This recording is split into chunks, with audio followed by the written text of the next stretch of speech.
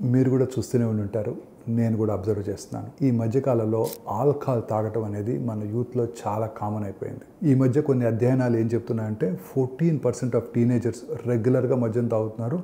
అందులో more than 80% అధిక మోతాదులో తాగుతున్నారంట. ఒక ఆంకాలజిస్ట్గా దీనివల్ల లాంగ్ టర్మ్ ఎఫెక్ట్స్ ఎలా ఉండబోతాయో నేను మీకు చెప్పాలనుకుంటున్నాను. ఈ ఆల్కహాల్ ఏం చేస్తుందో తెలుసా మీకు?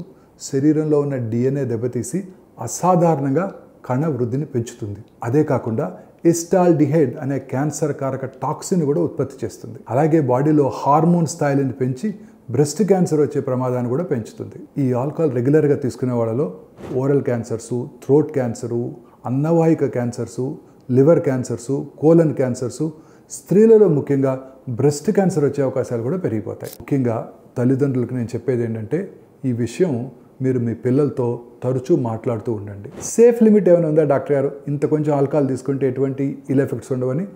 ఖచ్చితంగా లేదు. ఆల్కహాల్ నుంచి ఎంత దూరంగా ఉంటే అంత మంచిది.